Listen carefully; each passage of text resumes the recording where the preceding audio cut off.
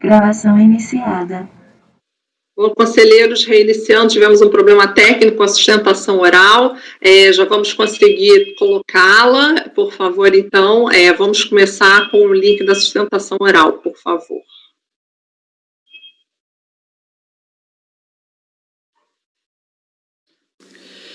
Ilustríssimos senhores conselheiros da primeira turma da Câmara Superior de Recursos Fiscais. Nesta sustentação oral, estou representando a empresa recorrida e farei um breve histórico do que aqui está sendo discutido. Por apurar saldo negativo de RPJ referente ao ano calendário de 2005, exercício de 2006, no valor original de R$ 532.599,59, a empresa recorrida pleiteou a compensação de tal saldo, por meio de apresentação de declaração de compensação com débitos de COFINS, referentes a fevereiro de 2009.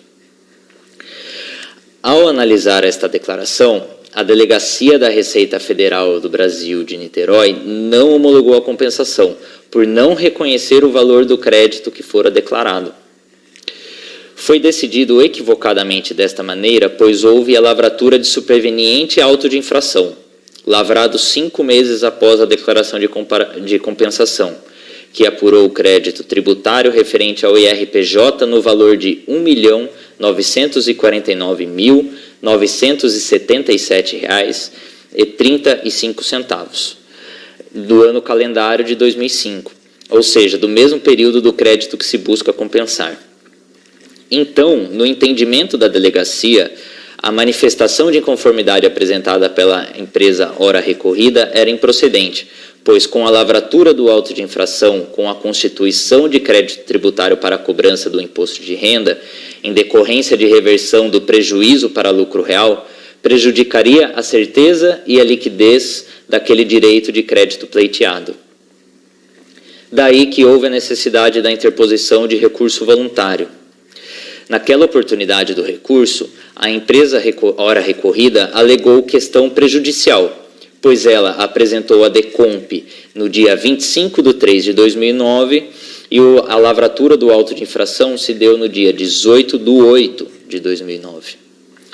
Daí, conselheiros, que no momento da apresentação da referida DECOMP, a empresa recorrida possuía a integralidade do crédito informado.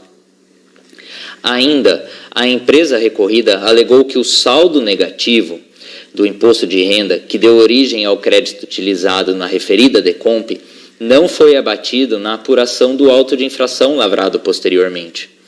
E aí está mais um motivo que demonstra que o crédito informado na DECOMP é válido e a compensação devia ter sido homologada. Ao analisar o recurso voluntário interposto pela empresa ora recorrida, a segunda turma ordinária da 4ª Câmara da primeira sessão de julgamento deste Conselho afastou a prejudicialidade, uma vez que o auditor deixou de abater o saldo negativo do IR na apuração do auto de infração e, acertadamente, decidiu dar provimento ao recurso para reconhecer o direito creditório no montante declarado pela empresa recorrida, homologando-se a compensação pleiteada até este limite. Só que, inconformada com a referida decisão, no que tange à homologação da compensação, a União interpôs recurso especial, que é a ora combatido. Esse recurso especial foi admitido ante o reconhecimento de divergência entre a decisão, ora recorrida, e o acórdão de número 18.05.00.013, proferido pela turma especial da primeira sessão de julgamento deste Conselho. Em síntese, nas razões recursais de recurso especial, a União sustenta que há paradigmas que adotam premissa diversa da decisão recorrida. Sustentou que seria mister utilizar tais créditos como fator de dedução do saldo de IRPJ a pagar, não havendo o que falar em restituição direta do imposto de renda retido na fonte. Sustentou também que somente seria possível a compensação de créditos provenientes de imposto de renda retido na fonte se, após finalizado o exercício, fosse observado o resultado final, no qual despontasse a existência efetiva de saldo negativo de IRPJ e não de imposto a pagar. E sustentou também, por fim, que deve o acórdão recorrido ser anulado e sobrestado até o desfecho do processo administrativo referente ao auto de infração que fora lavrado. Por essas razões, a recorrente busca a reforma da decisão recorrida, de forma a manter o indeferimento integral da pretensão formulada pela empresa ora recorrida. Aqui são necessários abrir duas discussões. A primeira se refere ao acórdão paradigma, o qual é inábil, e o segundo se refere ao direito creditório da empresa recorrida. Em relação ao acórdão paradigma apontado pela recorrente, este não se mostra hábil a justificar a interposição do presente recurso, tendo em vista que a situação nele tratada é completamente distinta da discutida neste caso ora presente. O acórdão acostado como paradigmático traz decisão que vetou a compensação de direito de crédito proveniente de imposto de renda retido na fonte com outros tributos e contribuições, alegando no voto que a sistemática de retenção do imposto de renda na fonte funciona como antecipação do imposto devido ao final do exercício. Ocorre que esta não é a situação fática discutida neste caso. Nunca houve, por parte da recorrida, tentativa de compensação de crédito proveniente de imposto de renda retido na fonte com outros tributos, antes do resultado do exercício.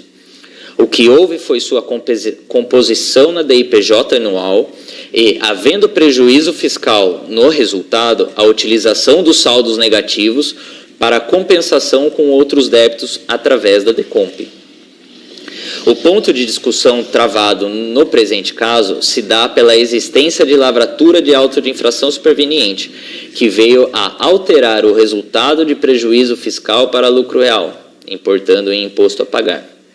Vê-se então, conselheiros, que são situações completamente distintas. Por esse motivo, o recurso especial interposto pela União não deve ser nem conhecido, eis que não está presente o requisito de admissibilidade disposto no artigo 67, parágrafo 1º do Regimento Interno do CARF. Agora, em relação ao direito creditório, mesmo que se admita a análise do recurso especial, os argumentos utilizados pela recorrente no que tange a homologação da compensação não são hábeis a alterar o entendimento da turma quo, de que deverá ser reconhecido o direito creditório no montante de R$ 532.599,59. A recorrente traz em seus fundamentos 3 argumentos para discordar do acórdão.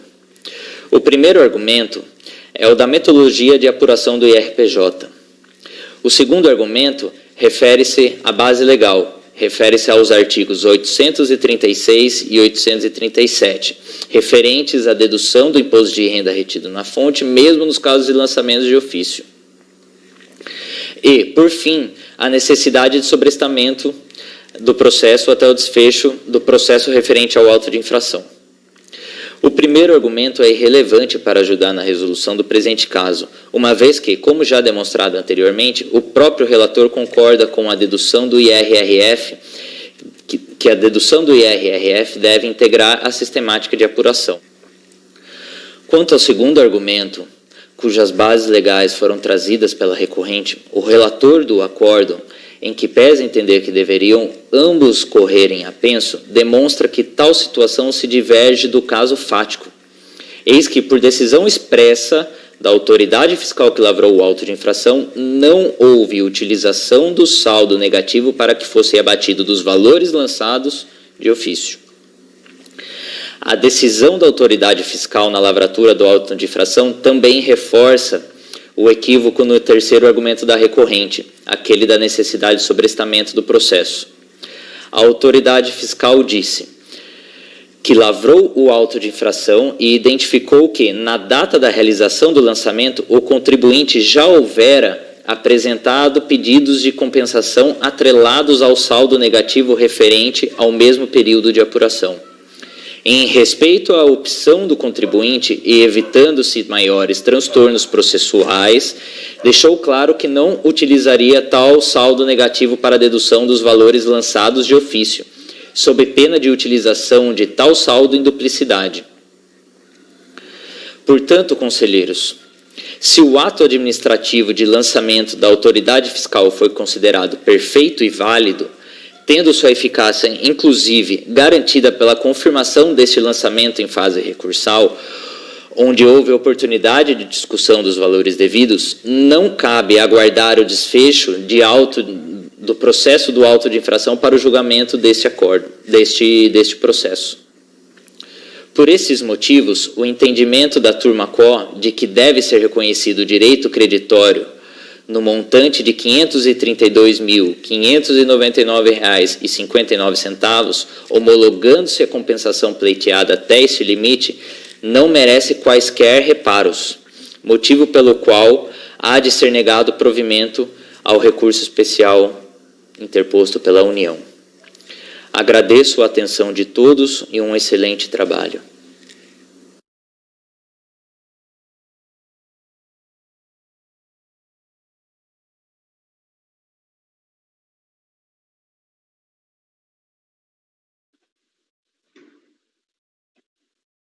Ok. Agora eu vou passar para o voto, tá? O recurso é tempestivo e interposto por parte legítima. Contudo, pelas razões expostas, não deve ser conhecido. Entendo que ao contribuinte assiste razão quando aduz inexistir similitude fática entre os casos confrontados. Transcreve-se a seguir tanto a ementa do acórdão 18050013, apontado pela recorrente como paradigma da divergência alegada, como a ementa trazida no recorrido, respectivamente. Então, eu transcrevo aqui, na primeira situação, no paradigma, o imposto de renda retido na fonte não pode ser compensado diretamente com tributos e contribuições. Os valores retidos devem ser levados à declaração de ajuste anual, sendo possível ao contribuinte, verificando o pagamento de imposto em montante superior ao devido no exercício de apuração, pugnar pela restituição do saldo negativo de RPJ. O fonte não é, por si só, passível de restituição ou compensação. Declaração de compensação, inexistência de crédito, não reconhecido, direito creditório, impõe-se decorrência na homologação. Aí o recorrido, imposto de renda da pessoa jurídica, saldo negativo, declarações de compensação, lavratura de auto de infração posterior, sem utilização do saldo negativo e possibilidade de glose. Ainda que tenha sido lavrado o auto de infração referente ao mesmo período de apuração do saldo negativo pleiteado, se no momento da autuação a autoridade fiscal não se utiliza do saldo negativo na apuração do imposto a lançar de ofício, não há que se glosar o montante exigido de ofício do saldo negativo pleiteado sob pena de duplicidade de cobrança. Em uma primeira leitura das duas ementas, já verifico, no meu entender, a inexistência de qualquer indício de similitude fática entre os casos. Indo mais além, verifica-se da leitura do inteiro teor da decisão paradigmática que o caso ali tratado não condiz com o caso tratado nesses autos, objetivando a demonstração da divergência jurisprudencial alegada. De fato, naquele caso, o indeferimento do pleito, conforme se depreende desde a sua ementa acima transcrita, decorre do fato de que o contribuinte teria buscado compensar o fonte diretamente com outros tributos e contribuições, ou seja, sem levar aquele fonte à apuração anual do imposto. Já no caso dos autos, pela minha compreensão, o crédito alegado foi apurado justamente a partir da contraposição do fonte com a base de cálculo apurada ao final do ano calendário, prejuízo. Consoante se pode ver pelo seguinte registro no qual no recorrido. Oportuno registrar que a própria unidade de origem, em seu despacho decisório, confirma as retenções na fonte, assim como o oferecimento da tributação das respectivas receitas financeiras nos termos da súmula CARF número 80. Na apuração do RPJ, a pessoa jurídica poderá deduzir o imposto devido, o valor do imposto de renda devido na fonte, desde que comprovada a retenção e o cômputo das receitas correspondentes na base de cálculo do imposto. O motivo do indeferimento do pleito, no caso dos autos, não possui nenhuma relação com a eventual tentativa de compensação do fonte diretamente com outros tributos e contribuições, sem levar aquele fonte à apuração anual. E sim, conforme aqui já relatado, foi exclusivamente o fato de ter havido um lançamento de ofício superveniente, por meio do qual foi revertido o resultado original de prejuízo fiscal para lucro real, resultando em imposto de renda a pagar. E a leitura do inteiro teor do acórdão paradigmático evidencia que não há, naquele caso, nenhuma ocorrência de lançamento de ofício superveniente, que eventualmente tenha feito surgir algum valor de imposto devido na apuração anual em oposição ao saldo negativo do imposto que havia sido declarado pelo contribuinte. Portanto, entendo que o paradigma apostado não revela similitude fática capaz de comprovar a divergência jurisprudencial alegada. Diante do exposto, voto por não conhecer do recurso especial. Então, nesse momento, é o meu voto. Conselheiro André?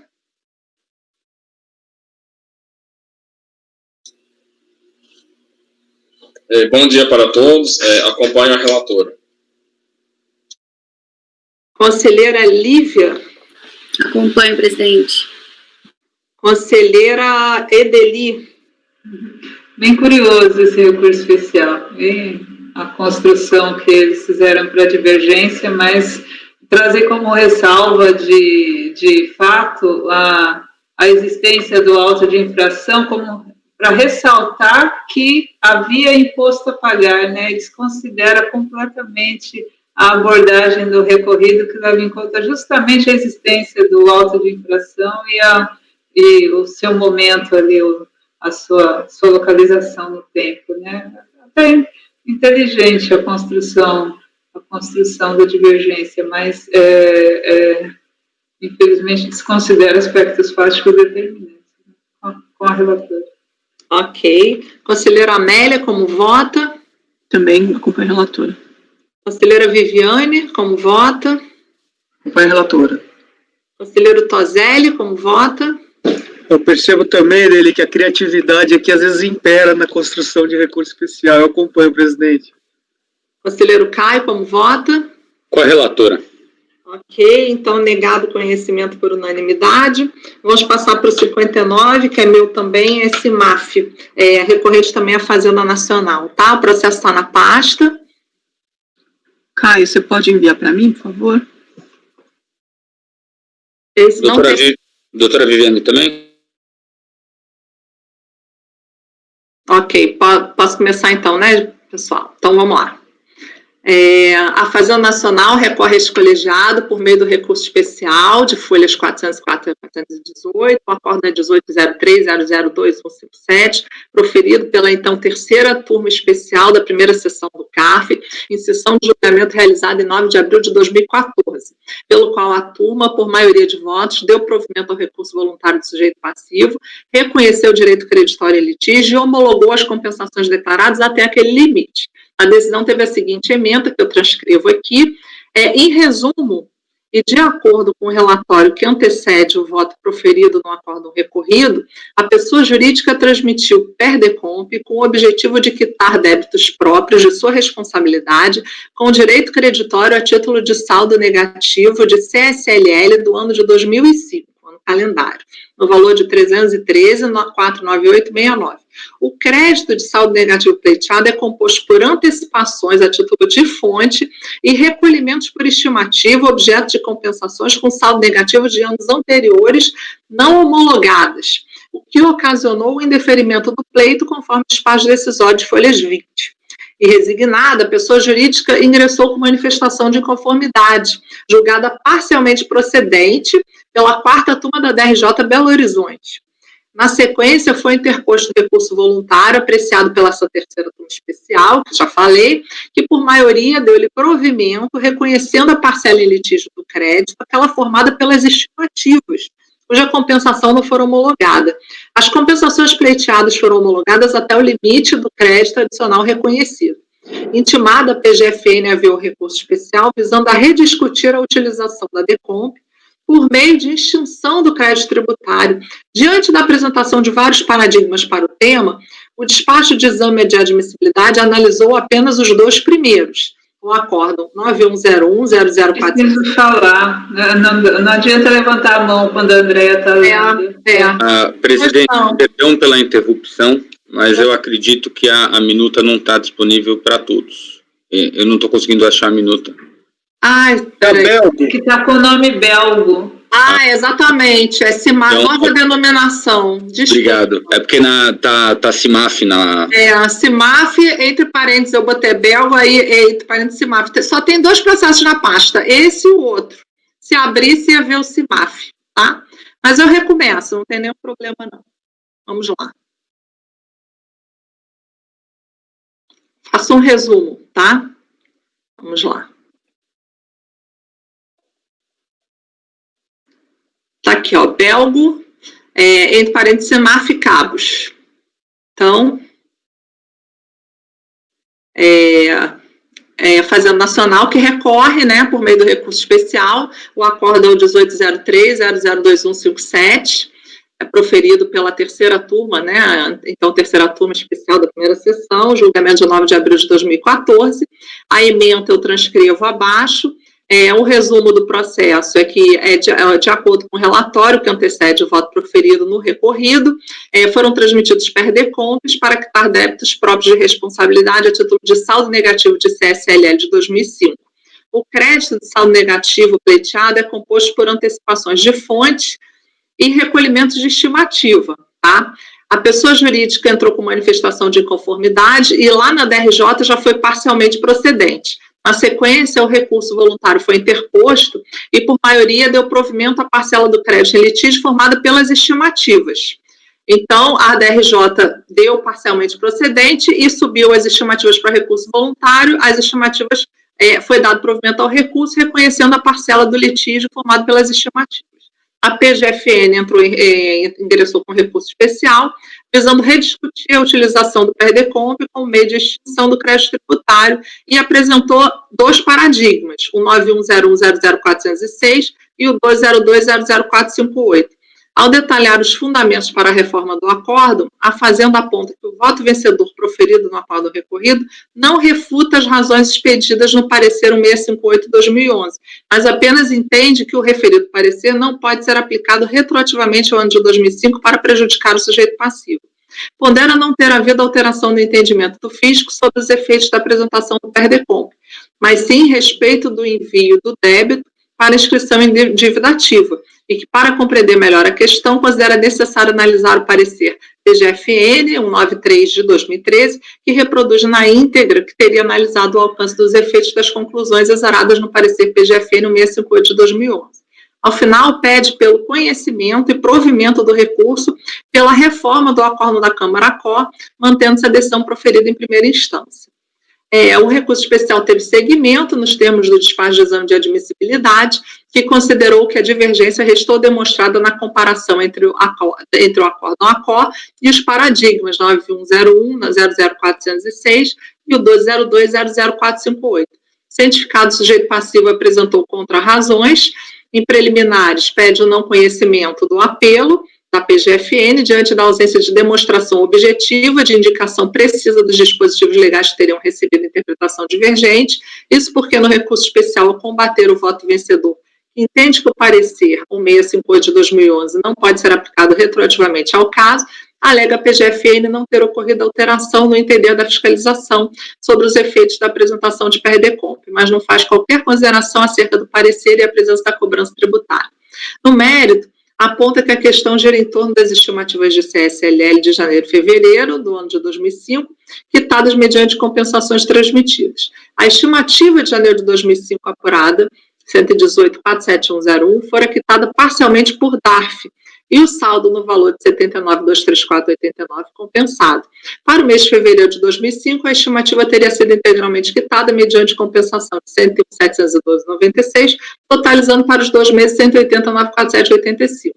Quanto ao tema objeto do recurso especial araviado, ou seja, a possibilidade das estimativas formadas por compensações ainda não homologadas comporem um saldo negativo, sustenta que a tese da União Federal de que tais valores não poderiam ser computados pela empresa pelo simples fato de que as compensações ainda não foram homologadas encontra-se ultrapassada e não coaduna com a atual jurisprudência do CARF, muito menos com a legislação de regência sobre o tema. À luz que ambas as compensações ainda não foram homologadas, pois estão sendo discutidas administrativamente, aí no processo 2010-08, mas que este não poderia ser motivo para a não homologação do PERDECOMP, discutidas nos presentes autos, pois a cobrança dos débitos, acrescida da glosa das estimativas nesses autos, geraria inequívoca cobrança em duplicidade. Afirma que o fisco despreza o que dispõe no 74.9.430 e determina a declaração de compensação não é confissão de dívida, suficiente para a cobrança que deve ser encaminhada à dívida ativa, nesse sentido a solução 18 e a IN 642 estaria em perfeita harmonia com a tese da recorrida. Requer, ao final, o não conhecimento ao apelo e, no mérito, o seu improvimento. é o relatório. Não tem sustentação oral, passarei para o voto. Admissibilidade do recurso. O recurso é tempestivo. A recorrida traz contra-razões e, então, vou analisar. A interessada insurge contra o conhecimento do apelo especial, alegando que não foi demonstrada a legislação tributária interpretada de forma divergente. Isso porque os paradigmas indicados não apontariam qualquer legislação tributária como fundamento para as respectivas decisões, ao passo que o recorrido teria adotado como fundamentação favorável ao pleito a IN 642 de 2006, reiterada pela solução 18. No apelo especial, a PGFN identifica a matéria divergente a partir da sua percepção de que teria concluído o voto vencedor do acordo recorrido. A mera apresentação da PERDECOMP não tem o condão de extinguir o crédito tributário. Estaria em contraposição ao voto vencido, que deduziu o entendimento de que a PERDECOMP extingue o crédito tributário sob condição resolutória, não homologada à compensação, descabe admitir a extinção do crédito tributário. O acórdão recorrido em voto vencedor deu provimento ao recurso voluntário do sujeito passivo para reconhecer parcela que havia sido indeferida de direito creditório a título de saldo negativo de CSLL do ano de 2005, formada por estimativas de CSLL declaradas para compensações e PERDECOMP pendente de decisão final acerca da homologação.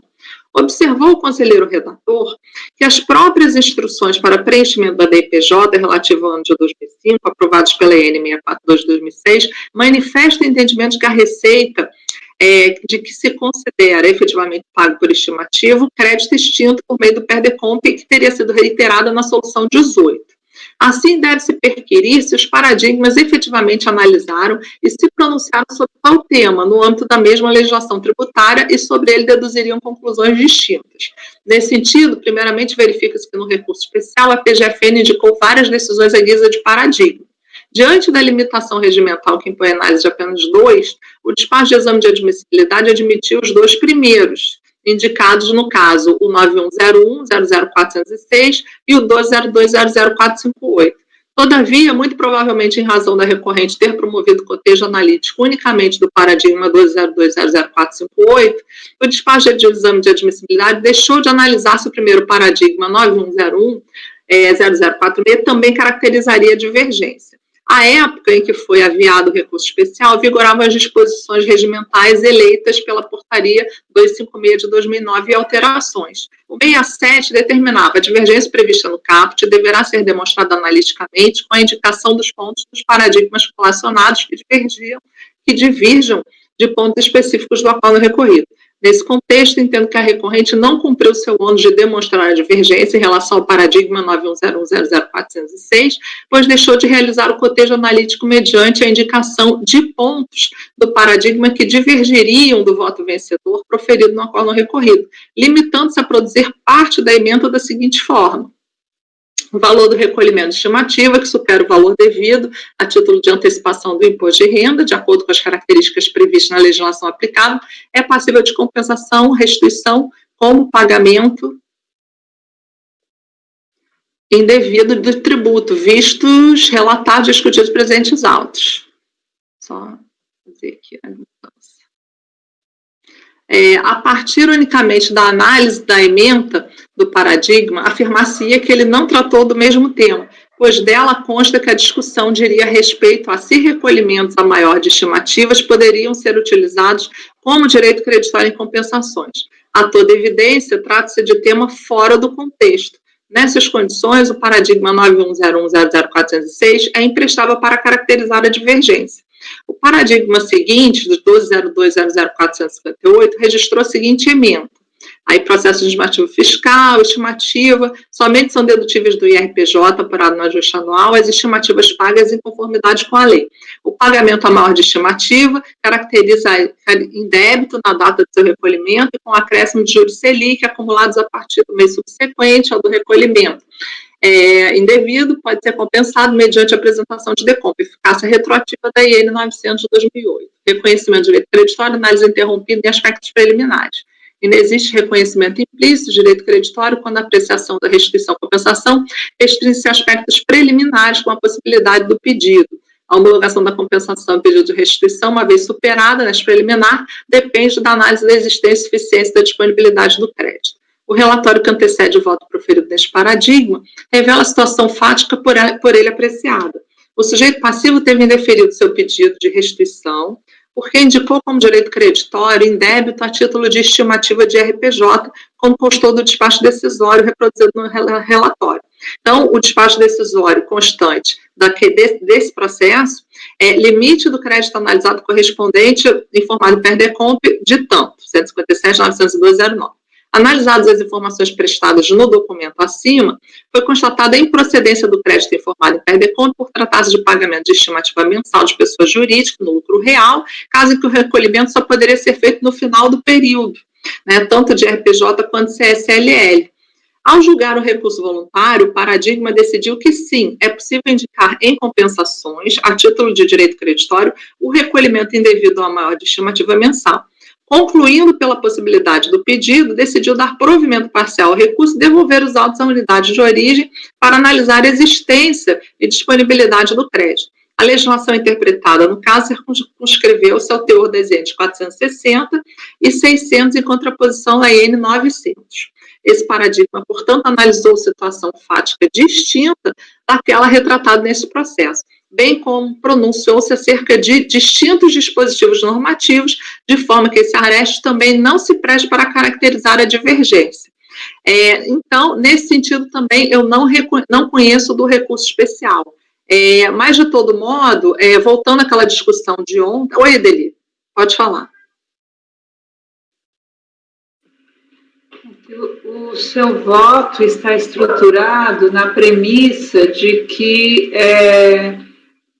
possivelmente no exame de admissibilidade não se examinou o paradigma 9101460 porque não teria sido demonstrado divergência, mas o exame de admissibilidade ele é expresso no sentido de que, admitido o primeiro, o 1202, ele não vai analisar o 460. Então, a gente está naquela situação de segundo paradigma não analisado. Isso. Eu só queria acrescentar ao debate, sugerir uma leitura do recurso especial da Procuradoria, porque eu tenho dúvida se ela não está suscitando duas matérias. Quando ela demonstra a divergência, ela traz, em primeiro lugar, temos que somente o pagamento caracteriza efetivo recolhimento de estimativa. Aí ela traz esses dois paradigmas, e na sequência ela coloca... Os outros acórdãos reafirmam que a compensação extingue o crédito sob condição resolutória. Então, eu fiquei com a impressão de que ela estaria suscitando duas matérias, né? Agora, claro, ela usa o reafirmam, né? Mas ela vem abordar, então, são quatro acórdãos e ela estrutura eles com dois argumentos. Então, eu gostaria de sugerir que vocês olhassem esse recurso especial para ver se acaso interpretam a possibilidade, veem a possibilidade de ser duas matérias. Ok. E aí a segunda não teria sido nem analisada. Ok. Conselheiro André, por favor, pode falar, depois conselheira Lívia. Pois não. Não, sobre a questão suscitada pela doutora Edeli, realmente eu não consegui apreciar ainda no recurso, tá? Agora, em relação realmente a essa matéria que a relatora considerou devolvida, eu também tive a mesma percepção de que o paradigma 91, o paradigma da Câmara Superior aqui, né, que é esse, o 9... Esse primeiro paradigma sobre o qual a relatora se manifestou, ele não foi apreciado pelo despacho de exame de admissibilidade. Então, uma primeira sugestão era que o voto não tecesse nenhum comentário sobre esse paradigma, tá? Porque ele não foi suscitado, e aí a competência originária é do presidente da Câmara, né? Então não caberia, nesse momento, a esse colegiado se pronunciar sobre esse paradigma. Em relação ao segundo, a relatora identificou bem distanciamento da situação fática e jurídica, tá? Até o recorrido, ele menciona o um precedente que é o da doutora Edeli, que é o 00329, e o 00330 é um precedente, é o paradigma da súmula CARF 84, tá? Que, na realidade, o recorrido está tratando da súmula CARF 84, do indébito de estimativa ser eficaz, né, para fins de reconhecimento de direito peditório, tá? Então, é só isso, principalmente, era reforçando a percepção da relatora em relação ao segundo paradigma, tá perfeito, e em relação ao primeiro, essa sugestão de se excluir do voto, tá? E aí me parece que aí, se houver realmente um entendimento do colegiado, né, acompanhando a relatora, aí me parece que a gente vai, seria o caso de uma resolução, né, nos termos do que a gente até já apreciou na sessão passada, no item 49, o Tecnocop. Aí resta ver agora quais seriam os termos da resolução, né? Se seria só apreciar esse primeiro paradigma ou se há também alguma outra matéria aí a ser apreciada, né? A depender do que a turma interpretar a respeito do recurso especial.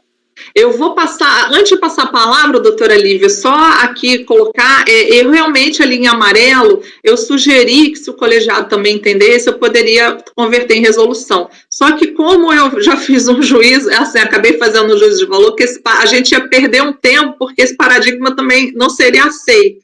Então, essa é a situação, porque para mim também está bem distante. Então, será que vale a pena a gente mandar em resolução para analisar o segundo paradigma para voltar para cá e a gente não conhecer? Então, essa é a situação. Eu vou passar só para a doutora Lívia, doutor André, e depois eu devolvo a palavra para o senhor, que ela já tinha levantado. Pode falar, doutora Lívia. A minha fala é bem na linha do doutor André. A competência originária para essa análise é do presidente de Câmara. A gente não pode falar nada. Eu acho que não é adequado a gente falar nada sobre paradigma não analisado pelo presidente de Câmara no voto aqui. E, mais uma vez, eu coloco a questão de a gente estar aqui discutindo um monte de coisa que não vai ser julgado. E, assim, sempre que tem dois paradigmas, acho que deveria, necessariamente a gente já devolve, a análise está sendo rápida, 2 meses, o negócio volta, e a gente traz um precedente aqui para não julgar, e ocupando espaço de coisa que a gente poderia estar julgando. Então, só um pedido para a gente adotar como praxe, devolver direto. E só, por último, acho, inclusive, que a gente não deveria tecer nenhum comentário a respeito de ser uma segunda matéria ou não. Isso é a competência do presidente de Câmara. Como ele vai tratar isso, como isso vai vir para a gente, é dele. Então, acho que nem sobre isso poderíamos falar. Só poderíamos falar, a resolução não tem análise do segundo paradigma, tem que ter, ponto.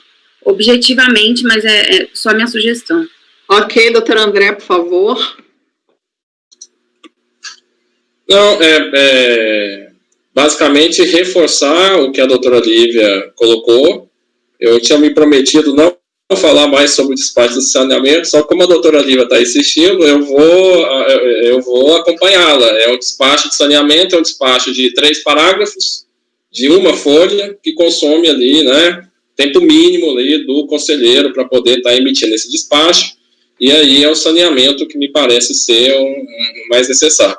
Aí, essa proposta que a relatora apresenta, ela é mais do que defensável, é mais do que razoável. Realmente, a relatora está preocupada com eficiência, celeridade, né, otimizar os recursos aqui. Mas, infelizmente, relatora, aí nós esbarramos num óbice regimental. Nós não temos como fugir do regimento, nesse caso, né? A competência originária. Eu compreendo a angústia da relatora, tá? Mas, realmente, aqui eu não veria como contornarmos esse óbice regimental. Tá? Eu não tenho nenhum problema na conversão do julgamento em resolução, tá? Eu já coloquei até em amarelo ali, caso o colegiado se entenda. Pois não, Edeli, pode falar.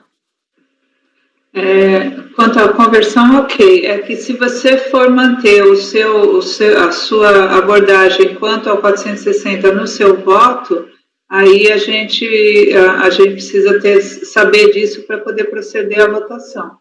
Não, eu prefiro ser mais objetiva. Se você for retirar, a gente precisa saber se você vai retirar. Vou usar nos termos da Tecnocop, foi bem sucinta, converter para análise do presidente de Câmara. Aí eu vou... aproveitando a palavra, eu queria queria acrescentar, quanto à possibilidade de ser 2 matérias, o acórdão recorrido, ele tem o voto vencido, que menciona a súmula 84, dizendo que estimativa deve ser paga, né, interpretando a súmula 84 nesse sentido, para dizer que são as estimativas pagas que integram o saldo negativo, e aí a gente vai ter o voto vencedor, que vai dizer invocando o parecer 1658 de 2011, lá e a solução de consulta 18, para legitimar a possibilidade de reconhecimento das estimativas compensadas no saldo negativo. Então, eu tô bem forte aqui no sentido de que tem 2 matérias. Uma, ele traz para ver prevalecer o argumento do voto vencido da relatora, ele traz os paradigmas da súmula 84, para dizer em reforço, para justificar que a estimativa deve ser paga. E na segunda abordagem, para se contrapor ao voto vencedor, ele traz os outros 2 paradigmas que dizem que a extinção em compensação é sob condição resolutória. Né? Inclusive, um dos paradigmas é exatamente de compensação de saldo negativo formado por estimativas compensadas. Então, eu estou bem tendente a entender que também devem ser apreciados os outros 2 paradigmas, porque é uma divergência, há 2 divergências suscitadas no recurso especial. Pois não, doutor André, pode falar. Apesar do recurso, né, vamos dizer aqui, está muito, essa parte da divergência jurisprudencial e da devida delimitação das matérias a que ele pretende devolver, o recurso está muito mal escrito, está muito, praticamente nós temos que fazer uma interpretação do que está posto no recurso, mas de fato, o que a doutora Edeli fala ali, realmente lendo as emendas, aí sim, do 1101, 00998, né, e do 1302, 001, 300, aí sim, me parece que nesses 2 paradigmas, aí sim, não está sendo trazida a matéria relativa ali a eficácia ali da estimativa, né, poder ser extinta por meio de compensação, né, e sendo extinta por meio de compensação, ela poder, por consequência, integrar o saldo negativo, tá? Pela leitura das emendas desses outros 2, parece que é possível extrair, sim, essa segunda matéria.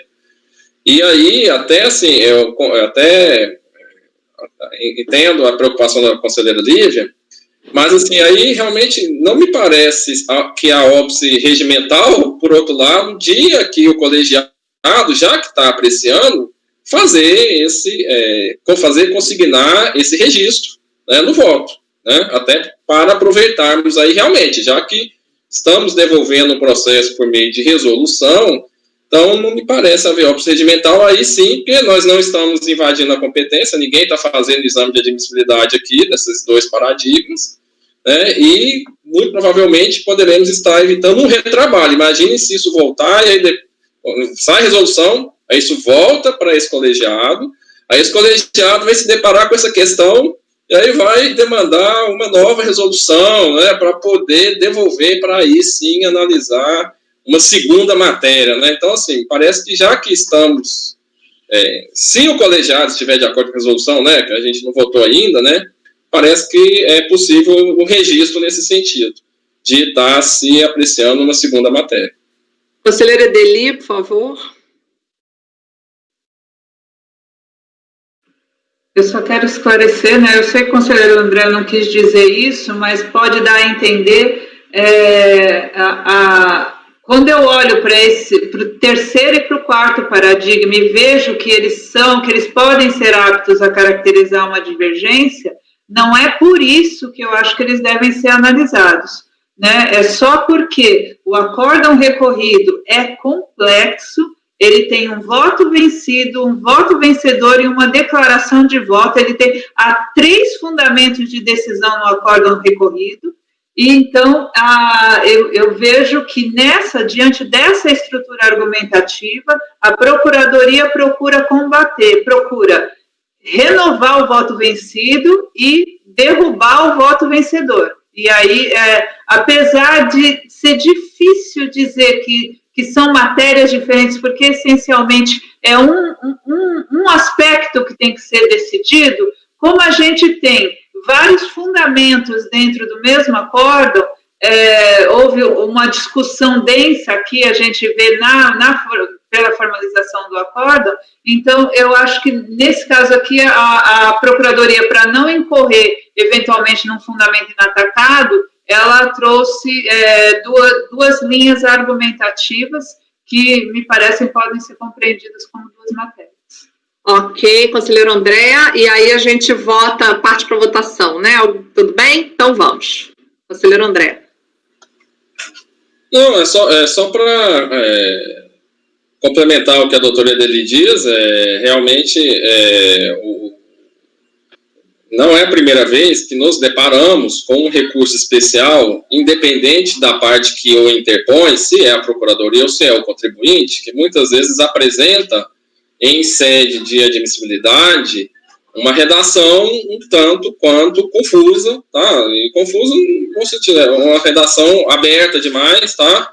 E que aí, em uma redação que ela não delimita com a precisão que a maioria dos outros recursos fazem sobre qual a matéria que está sendo devolvida e quais os paradigmas de cada matéria, tá?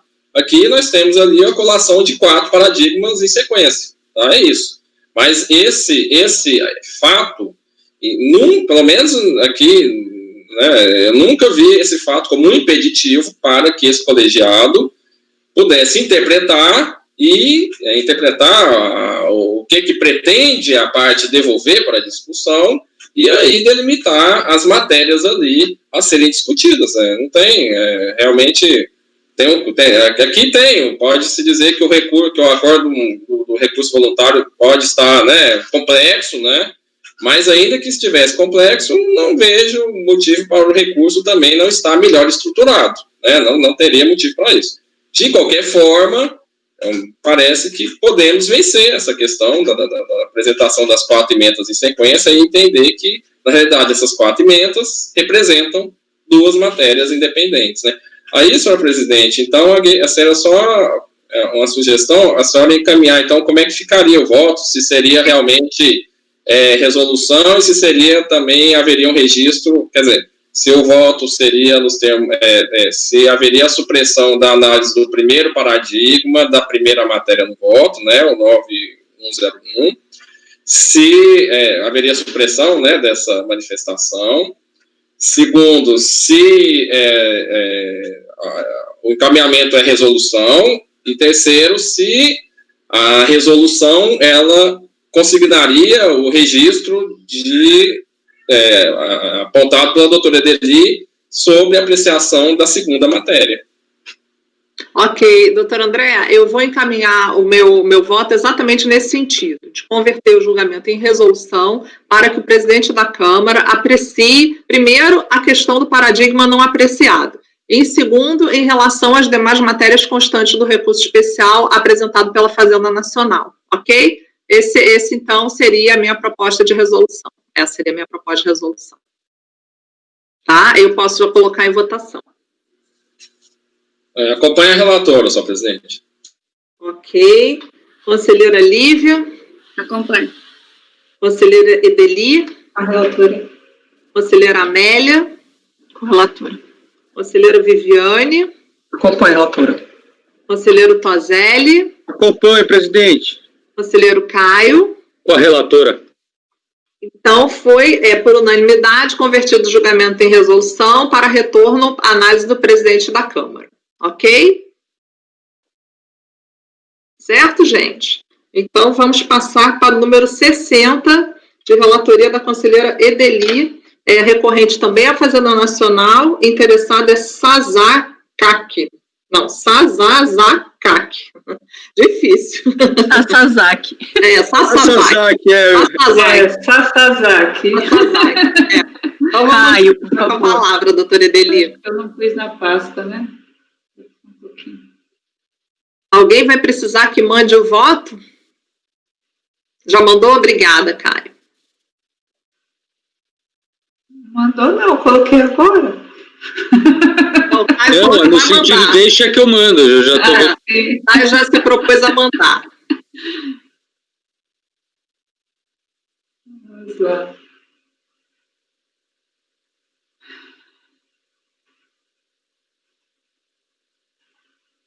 Vamos lá. Recurso especial da Procuradoria contra o Acórdão 1804-0093, que deu provimento parcial ao recurso voluntário. Trata-se de homologação parcial de compensações declaradas pela contribuinte com saldo negativo de RPJ apurado no ano calendário 2001, reconhecido parcialmente e imputado aos débitos compensados com acréscimo de multa e juros de mora. A autoridade julgadora indeferiu a manifestação de inconformidade, o colegiado ao qual deu provimento parcial ao recurso voluntário apenas para excluir a multa de mora acrescida aos débitos compensados. A Procuradoria interpôs recurso especial, no qual suscita a contrariedade à lei ou evidência de prova, porque... Vamos lá para os argumentos. A decisão se deu por maioria e afirma equivocada a interpretação do artigo 61 da 9430, a denúncia espontânea, não dispensa o pagamento da multa de mora, porque presta-se extinguir a punibilidade pelo crime, discorre sobre a natureza da multa de mora, ressalta estímulo ao pagamento em atraso, 138, subsidiariamente observa que os valores devidos não foram pagos, mas extintos por compensação, e invoca fundamentos da declaração de voto vencido, integrado ao Código recolhido e finaliza pedindo o restabelecimento da multa de mora. Cientificada, a contribuinte opôs embargos, posteriormente contra razões na qual defende que a melhor exegese é a retratada no arresto. Contribuinte cometeu infração à legislação e por conta disso sofreu imposição de penalidades, tem o direito de corrigir suas irregularidades antes de qualquer ação fiscal. Apresentou os decômbitos para liquidação dos débitos em atraso e ainda não declarados, apresentando posteriormente as correspondentes DCTFs. Afirma espontânea sua conduta, bem como o caráter punitivo da multa de mora, reportando-se a doutrina e julgados desse conselho, e defende também a possibilidade de denúncia espontânea em sede de compensação. Pede a aplicação do 108.1 do CTN, porque são institutos semelhantes, os embargos foram rejeitados, cientificados ao contribuinte, não houve interposição de recurso especial. Recurso da Procuradoria deve ser... ok? Recurso da Procuradoria deve ser conhecido com base nas razões presentes de Câmara, né? Contrariedade à lei, maioria.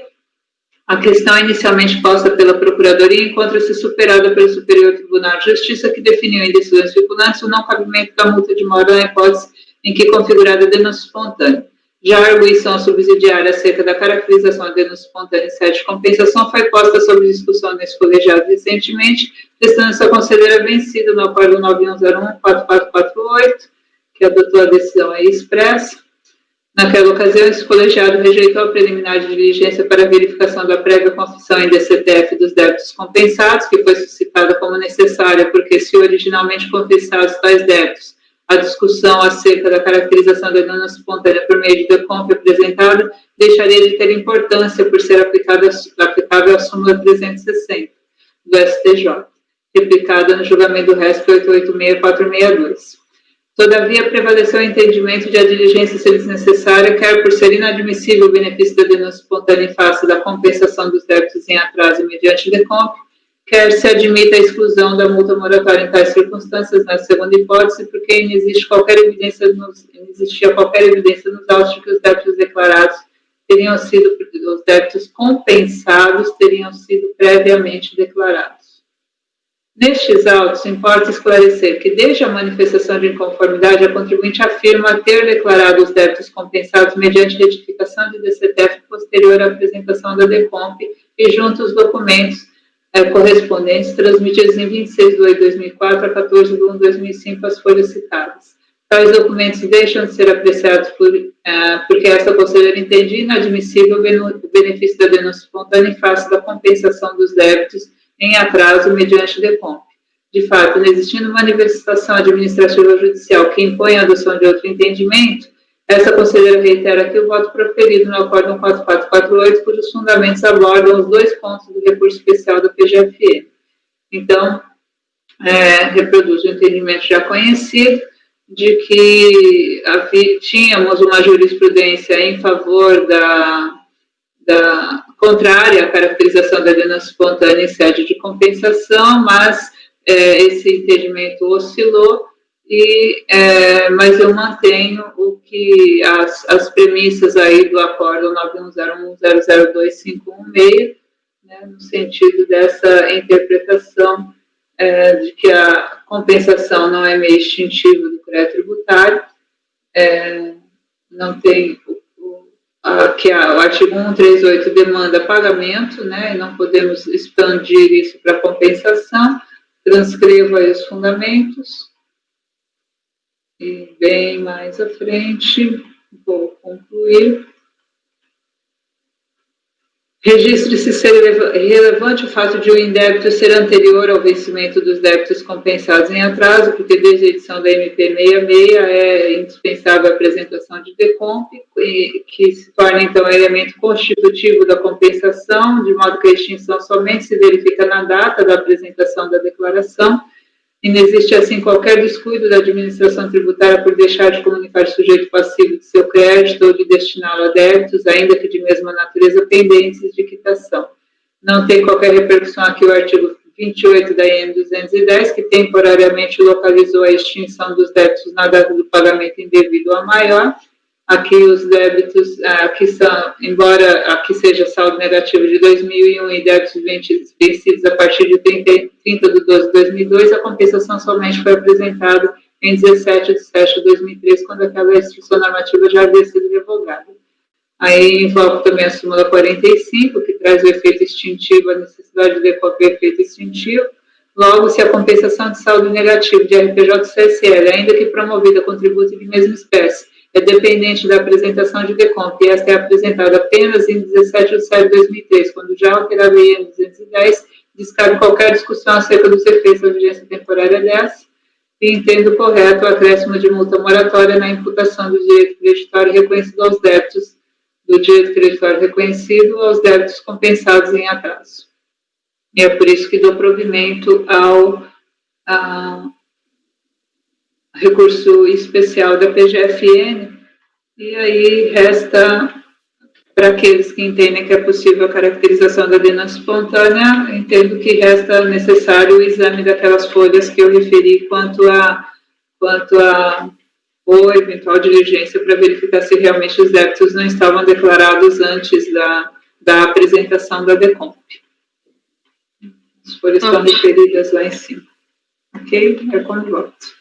Oi, conselheiro André. Não, pois bem, é só para poder consolidar com a relatora aqui 2 aspectos que considero relevantes aqui para o julgamento. Na verdade, é confirmar, né? Primeiro, a quitação, a extinção foi por meio de compensação. Isso. Só que foi em atraso. Tá. Não, só isso mesmo, então, tá? Não, senhora relatora. Então, eu vou acompanhar a relatora pelas conclusões, tá? A relatora, até ela traz um precedente ali, né,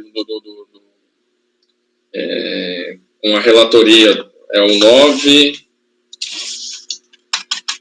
Deixa eu até ver o precedente que a relatora... O precedente...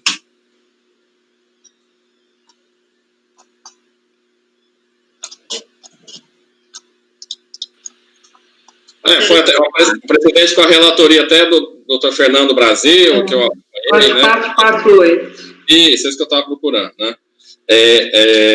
Naquela ocasião, compreendi que a única matéria que estava sendo discutida ali era a questão da quitação, se a quitação deveria ser só por pagamento ou também seria possível por meio de decomp, tá? E até aquele momento as matérias estavam sendo trazidas assim, a devolução, a discussão era bem centrada no instrumento da quitação. E não estava sendo, e muitas vezes não era analisado o outro aspecto, que é justamente se essa quitação estava ocorrendo com atraso ou não. E esse aspecto aí, na medida que os julgamentos foram ocorrendo, julgamos várias matérias nesse sentido, a gente começou a apreciar essa questão também, que para mim também é primordial, tá? Então, no caso aqui, então, duas partes. Entendo ser possível, no caso concreto aqui, entendo ser possível que a quitação, tá, possa ser por meio não apenas de pagamento. Você possa estar extinguindo por meio de uma declaração de compensação, tá? Até porque ele a declaração de compensação pode ser encaminhada em qualquer momento, tá? Então, você tem ali o débito em aberto, ele pode ser extinto por meio de declaração de compensação.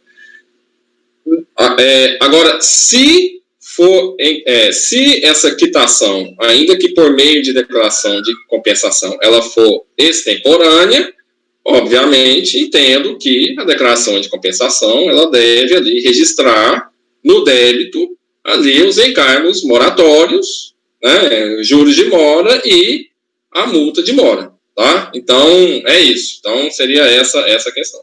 Então, colocada essas premissas, tá? Então, e conforme esclarecido pela relatora que a quitação, não obstante ter ocorrido e ter ocorrido por meio de uma declaração de compensação, ela ocorreu em atraso, então acompanha a relatora pelas conclusões, por entender que aí realmente houve a perda da espontaneidade. Tá? Ok. Conselheira Lívia, como vota? Mas então, doutor André, o senhor não aceita denúncia espontânea via compensação? É isso? Olha só, pode falar, doutor André? Não, doutor Olívio, eu aceito. Isso que eu... Não, vamos lá. A quitação... Pode falar, doutor André. Temos uma discussão também sobre a denúncia espontânea, né? É só pagamento que caracteriza? Ou pode-se interpretar o pagamento também como um outro meio de extinção, no caso, a compensação? Não é isso? Tem essa discussão, tá? Nessa discussão, entendo que sim, o pagamento, se o débito for extinto tempestivamente, o débito sendo extinto tempestivamente, não necessariamente ele deve ser por meio só de pagamento. Ele pode ser extinto tempestivamente por meio de compensação. Entendo isso. Tá? Agora, a outra questão que eu coloquei é a questão do atraso. Tá? Então, aí eu tenho um atraso. Agora, se eu for... a extinção deu-se em atraso, então passam a correr os encargos moratórios. Tá? Então, independente da extinção ser por meio de pagamento, de compensação, de alguma outra declaração, se foi com atraso, vão incidir os encargos moratórios. Tá? Então, é isso. Tá? Não é só pagamento, entendo uma decomp apta, tá? Para poder extinguir, desde que encaminhada tempestivamente. Se encaminhada fora do prazo de vencimento, vão incidir os encargos moratórios da mesma maneira que incidiriam por meio de pagamento. Tá? Esse meu entendimento. Ok, doutora Lívia, então a senhora, por favor, fale e vamos votar para a gente poder solucionar. A gente só pode falar de denúncia espontânea quando há atraso. A denúncia espontânea é para excluir a multa. Então, eu só não estou conseguindo entender a fala eu aceito denúncia espontânea via compensação, mas não aceito quando há atraso. Porque o atraso é pressuposto da denúncia espontânea, senão eu não preciso falar de denúncia espontânea. Se eu quito via compensação no prazo, eu quito o tributo. Isso todo mundo aqui aceita quitação via compensação de tributo. Ou eu estou perdendo alguma... Doutora Lívia, vamos fazer o seguinte, o doutor André votou, ele votou pelas conclusões, tá? Pela qual a doutora votou... que eu não estou entendendo. Eu entendi. Só um minutinho, por favor. Vamos ter ordem aqui no tribunal aqui. Doutor André, eu só gostaria de contrapor a doutora Lívia, porque senão a gente vai ficar discutindo em ciclo. O senhor já votou, pode falar. Eu não vejo nada confuso, doutora Lívia. A senhora só tem que vencer algumas premissas. A senhora tem uma premissa, eu tenho outra. A minha premissa é muito clara. O adimplemento foi com atraso? Certo? E ali a gente está discutindo o quê? É multa de mora, não é? É a multa de mora aqui? Não é a multa de mora? Pois é, então pronto. É a incidência da multa de mora, não é isso? Foi com atraso o adimplemento? Entendo que, sendo com atraso, independente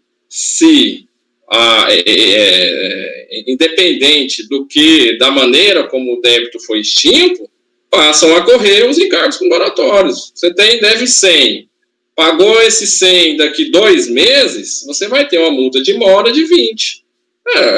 Com atraso.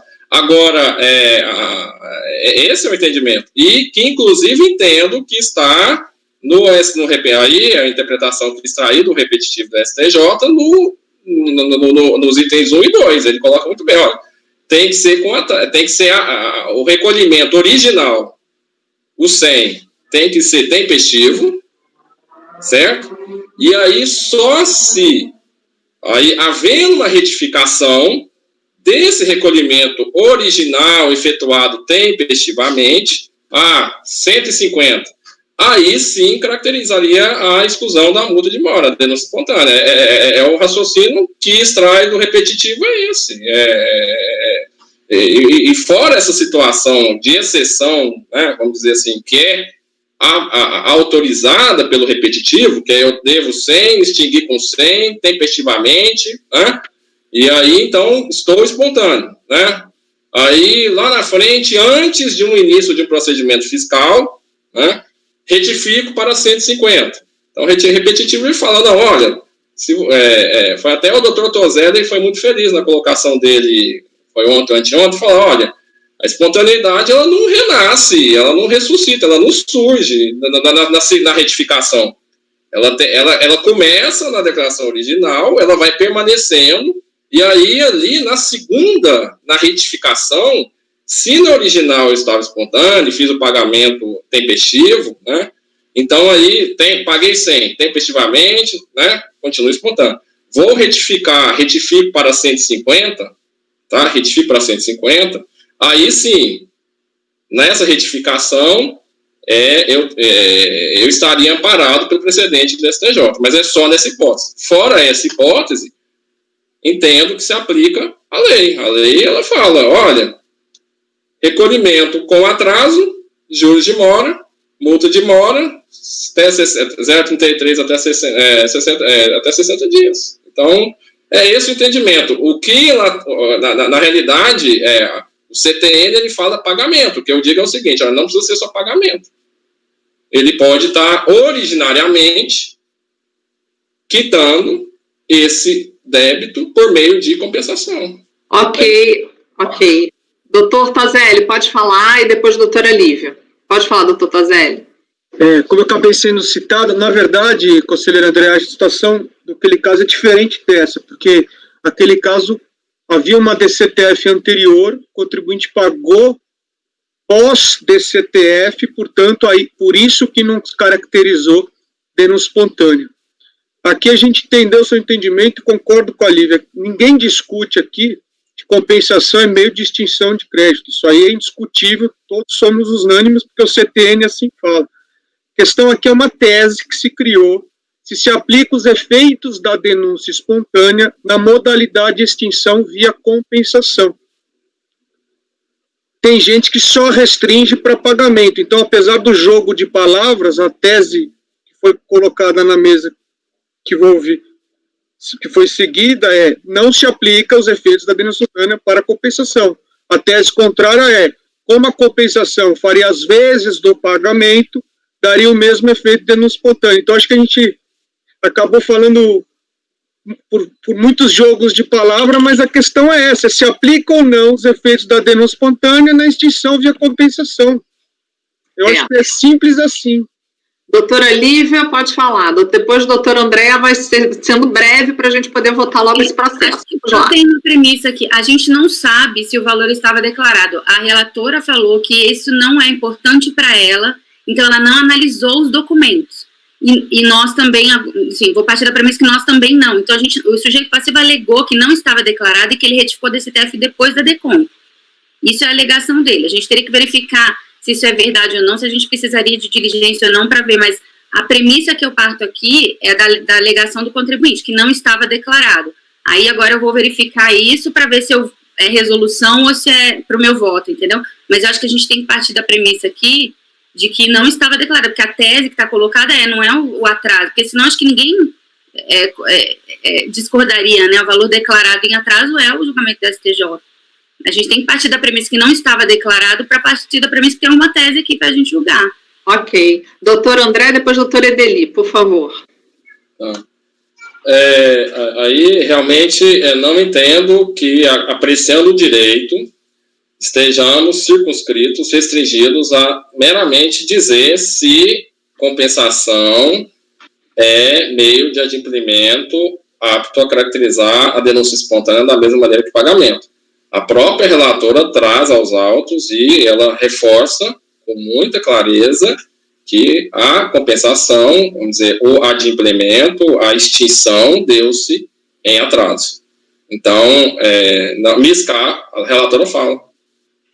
Então, a doutora Nelly, ela faz assim, aí eu fico um pouco... Não, olha só. Doutor André, só um instantinho. Vamos usar as mãozinhas quando alguém quiser falar. Não adianta fazer gesto, porque a pessoa não vai entender direito, pode ser sim, pode ser não. Então, vamos usar as mãozinhas e fazer o debate transparente para todos que estão nos assistindo. Por favor, doutor André, o senhor pode continuar. Eu concordo com a senhora, é porque eu estava falando e aí a doutora Lígia estava ali, falando Pode continuar, doutora André.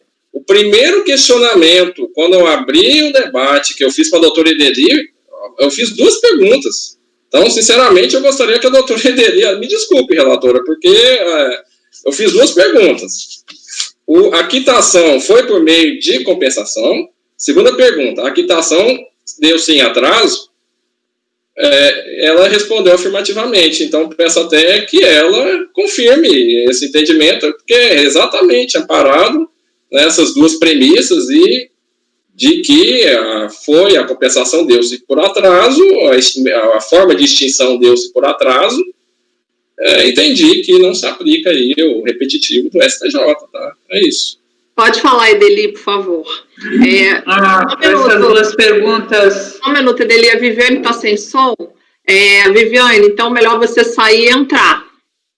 Alguém tem que escrever aqui para ela, peraí.